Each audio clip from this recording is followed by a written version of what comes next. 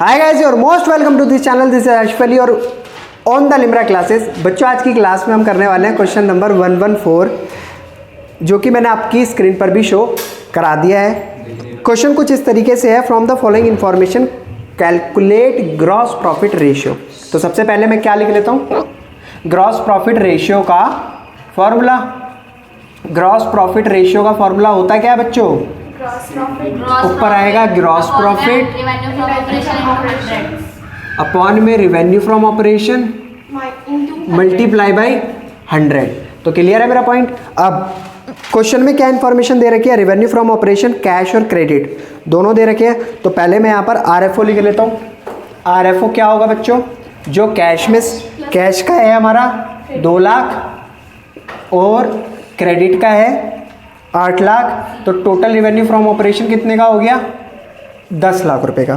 फिर बच्चों उसके बाद दे रखा है परचेजेस। टोटल परचेज कितने की हो गई? देखो, कैश में 40,000 और क्रेडिट में 3,60,000।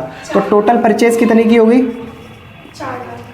परचेज हो गई 3,60,000 प्लस 40,000। तो टोटल परचेज हो गई 4 लाख रुपए की।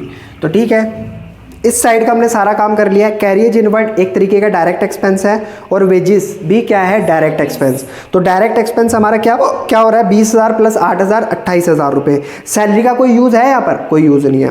डिक्रीज इन इन्वेंट्री, ये बात पढ़ते ही आपको समझ आ गई होगी।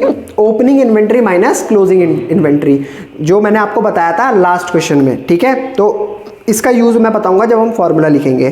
फिर आता है आपका रिटर्न आउटवर्ड, यानी कि जो परचेज करी गई, टोटल परचेज कितनी थी? 4 लाख, माइनस कर देंगे जो हमने वापस रिटर्न कर दिया। कितने का रिटर्न करा है? 20,000 रुपये का रिटर्न करा है। तो ये हो गई मेरी टोटल परचेज 3,80,000 रुपये की। तो क्लियर है मेरा पॉइंट। अब बच्चों, इन सारी बातों को देखते हुए मुझे ग्रॉस प्रॉफिट रेशियो कैलकुलेट करना है, लेकिन उससे पहले मैं क्या कैलकुलेट करूंगा? COGS। तो COGS का फॉर्मूला मैंने आपको लिखवा रखा है। क्या है? Opening stock plus opening inventory, या आप स्टॉक भी कह सकते हैं, कोई दिक्कत नहीं है। Opening stock purchase carriage inwards plus direct expense minus closing stock minus closing stock. अब ये चीज़ तो आप ऑलरेडी सीख चुके हैं।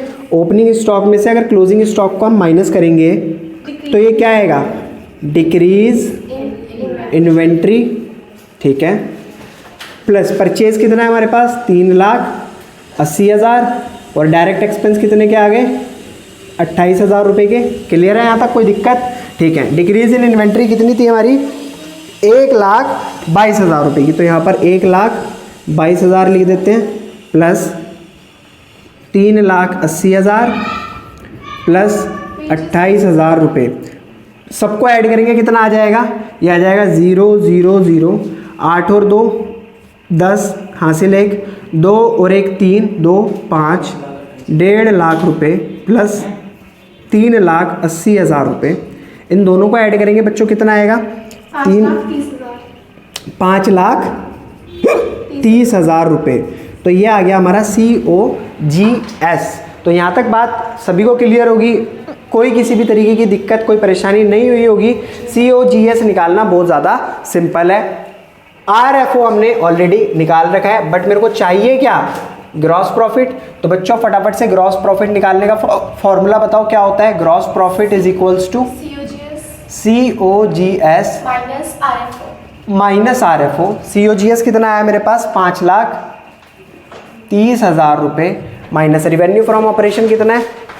गलत बता रही है क्या?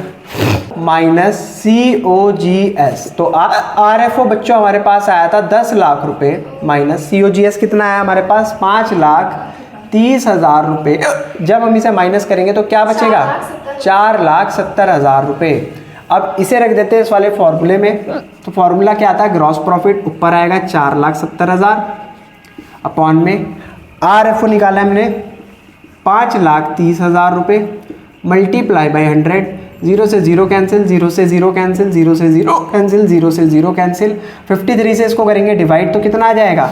53 से अगर हम 4700 को डिवाइड करते हैं, हमारे पास आ चुकी हैं उन्हें हम फॉर्मूले में पुट कर देते हैं। ग्रॉस प्रॉफिट हमारे पास आया 4,70,000 रुपये, वो रखेंगे हम ऊपर। RFO, हमारा RFO क्या था 10 लाख रुपये, उसे रखेंगे हम नीचे, मल्टीप्लाई बाई 100, 0 से 0 कैंसिल, 0 से 0 कैंसिल, 0 से 0 कैंसिल, 0 से 0 कैंसिल, 0 से 0 कैंसिल, 0 से 0 कैंसिल, कितना आ गया 47%। तो ये है हमारा क्वेश्चन नंबर 114 का सॉल्यूशन। आई होप आपको क्वेश्चन बहुत अच्छे तरीके से समझ आया होगा। अगर क्वेश्चन आपको वाकई समझ आया तो प्लीज़ वीडियो को लाइक, कमेंट, शेयर ज़रूर कीजिएगा।